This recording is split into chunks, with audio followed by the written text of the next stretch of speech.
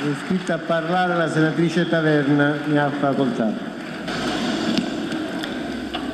Signor Presidente, onorevoli colleghi, Presidente Letta, ci tengo a ricordarle che il Movimento 5 Stelle è contro ogni forma di violenza, sia essa verbale o fisica, così come sono felice di ricordare che come lei oggi viene a chiedere qui una fiducia sul suo operato, il Movimento 5 Stelle è stato eletto con la fiducia di 9 milioni di cittadini per operare in una determinata maniera. Nessuno deve rispondere a noi, sia i senatori presenti in quest'Aula che questo governo risponderanno esclusivamente ai cittadini di quello che fanno. E ricordiamo qualcosa che abbiamo fatto. Si parla tanto di talebani e dissidenti, forse perché falchi e colombe è una classificazione più aggraziata, o forse perché il PDL fa meno notizia del Movimento 5 Stelle, o forse semplicemente perché la stampa è leggermente faziosa, ma la nostra spaccatura è presunta, mentre oggi quella altrui è più che mai palese. Quello che si sta verificando in questi giorni non è solo l'ennesimo schiaffo all'ordine costituzionale, non sono solo le disperate manovre eversive del leader di un partito politico che rischia di affondare. Qui è un paese intero che sta affondando, altro che agibilità politica di un singolo, qui è in gioco la sopravvivenza collettiva di questa nazione. Sarebbe quasi scontato ripercorrere la folgorante carriera, ricordiamo un po' di fatti, politica del senatore Berlusconi. Tessera numero 1816 della P2, celebre loggia massonica illegale ed eversiva.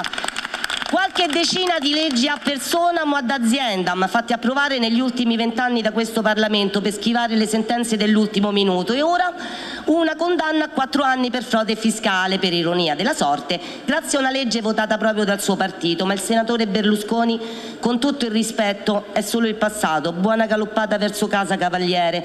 Le piacerebbe continuare ad affrontare i suoi processi da senatore o come un tempo da premier? Stavolta niente più lodi Alfano, niente più legittimi impedimenti. Forse il PD ci farà persino il regalo per una volta di non farvi più da spalla come in passato, presentando, che ne so, un lodo Letta e nel suo programma, Presidente, si deve soltanto applicare la legge in giunta e in aula, e vorremmo che fosse senza voto segreto.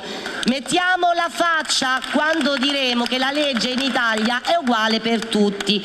Non potremo dire che ci mancherà, semplicemente perché non c'è neanche oggi. Considerando il 99% delle sue assenze è già un evento vederla tra noi, alla faccia della responsabilità verso il Paese. Sì, perché voi eravate il governo dei responsabili, ve ne siete responsabilmente fregati dell'aumento dell'IVA al 22%, ve ne siete consapevolmente dimenticati della tanto sbandierata abolizione dell'IMU sulla prima casa che noi avevamo proposto in alcuni emendamenti. PDL, PD, Scelta Civica hanno votato no. Forse non apprezzavano il fatto che la copertura da noi indicata derivasse dall'aumento delle tassazioni sulle speculazioni finanziarie e sui guadagni dei concessionari del gioco d'azzardo. Rischiare di penalizzare gli amici degli amici che gestiscono le slot machine? Non sia mai. Le tasche dei comuni mortali sono già comode per trovare il 1.900 milioni che gli avete condonato. Molto più importante, senz'altro, modificare in fretta e in furia la Costituzione, nata dalla rinascita dopo la tragedia della Seconda Guerra Mondiale e della dittatura, delegando l'operazione a 40 saggi, aggirando quell'articolo 138 che è garanzia della nostra democrazia e della nostra libertà. Salire su un tetto è un grave oltraggio alle istituzioni. Spazzare via con un colpo di spugna invece è un atto dovuto. Se questa è saggezza, beata ignoranza. In questi anni non avete fatto altro che recitare beffandovi di 60 milioni di persone. In questi giorni avete messo in scena l'ennesima puntata dando il meglio di voi. Mi alzo la mattina e si sono dimessi i parlamentari del PDL. Non c'è la crisi. Faccio colazione e si dimettono anche i ministri. Mi lavo i denti e li avete tutti ritirati. Tempo di portare il bambino a scuola e c'è la crisi di governo. D'altronde non sarebbe una grande perdita questo esecutivo. Vogliamo ricordare qualcuno dei vostri exploit? 30 luglio 2013, il Movimento 5 Stelle presenta un emendamento per bloccare l'aumento dell'IVA, copertura finanziaria garantita tramite i tagli inutili ai megaprogetti del Ministero della Difesa, aumento della tassa sulle transazioni finanziarie dal 0,2 all'1%, la famosa Tobin Tax, riduzione del 2% di tutte le spese della pubblica amministrazione, ovviamente escludendo scuola, sanità, cultura, ricerca, che di norma sono i primi settori dove voi andate a battere cassa. Rimborsi elettorali, il buon vecchio finanziamento pubblico ai partiti, quello del referendum ignorato, non so se ve lo ricordate, ma 92 milioni di euro, una bella sommetta. E lei, Presidente Letta? Sì, lei, il 24 maggio 2013 aveva promesso agli italiani che l'avrebbe abolito e le basterebbe solamente una firma.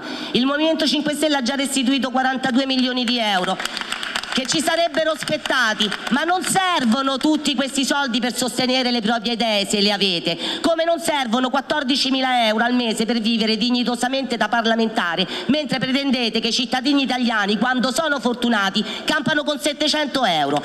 Abbiamo proposto di istituire il reddito di cittadinanza e ci avete riso in faccia. In compenso lo slogan "nessuno deve rimanere indietro" vi è piaciuto così tanto che avete finito per copiarcelo. Ma noi non siamo gelosi, copiate anche le proposte, le nostre idee al posto di dire sempre no, realizzatele una buona volta. F35, il Movimento 5 Stelle propone il taglio del programma, tanto per cambiare no.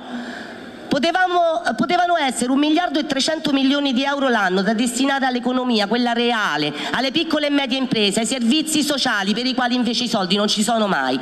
Volevamo sospendere il pagamento dell'IRAP per le piccole imprese che assumono almeno 5 giovani. Neanche per sogno, continuiamo a mandare i neolaureati all'estero con il biglietto di sola andata, abolire la TARES, ulteriore salasso ereditato dal governo dei tecnici.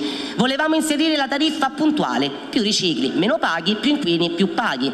Difficile da capire, evidentemente sì, perché pure stavolta avete detto di no. Questa maggioranza non ha saputo nemmeno produrre una legge efficace contro l'omofobia, persino quando non ci sono i soldi, ma i principi etici ad essere in ballo non riuscite a fare la cosa giusta.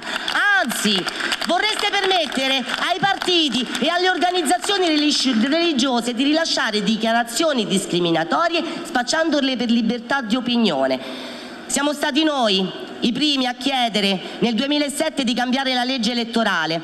L'abbiamo fatto presentando la proposta Parlamento pulito, quella proposta che avete ignorato per 6 anni, fregandovene delle firme di 350.000 cittadini. Voto di preferenza, limite massimo di 2 legislature senza eccezioni, decadenza e incandidabilità dei condannati. Non ci serviva nemmeno la legge Severino per sapere qual era la cosa giusta da fare. 29 maggio 2013, altra data che ricorderemo, più che altro perché per la prima volta riuscite a bocciare una proposta che non è la nostra.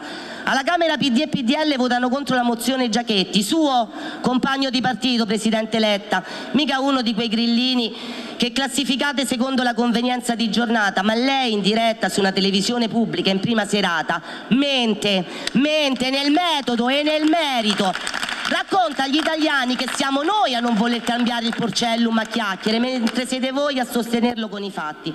E di cose giuste da fare non ne abbiamo solo le proposte moltissime, siamo riusciti a farne approvare anche diverse, difendendole con i denti e con le unghie. Grazie agli emendamenti del Movimento 5 Stelle la legge contro lo scambio elettorale politico mafioso è stata corretta, le norme contro il femminicidio sono state rafforzate e migliorate, il pagamento prioritario delle aziende rispetto alle banche è diventato realtà, non il solito faremo, vedremo, oppure vedrò, per usare il nome di una fondazione famosa.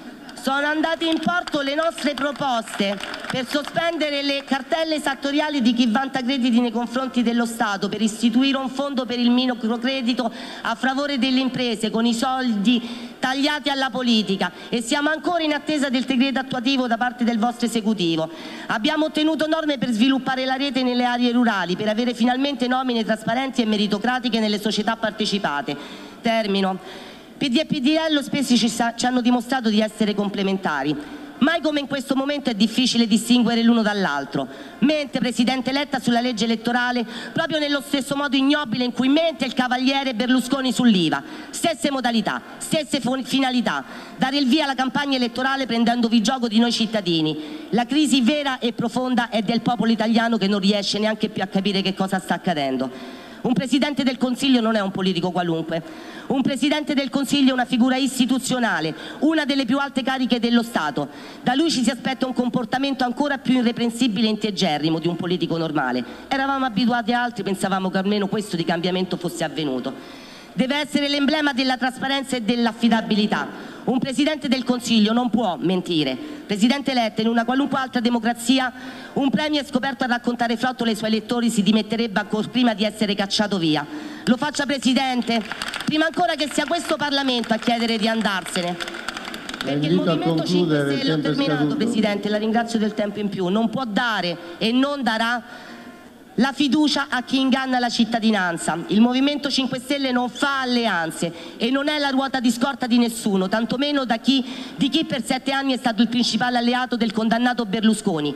Qui o si governa o si va tutti a casa, non ci sono margini, solo un governo a 5 Stelle potremo davvero avviare il risanamento del Paese. In mezzo non c'è niente, niente, siete niente.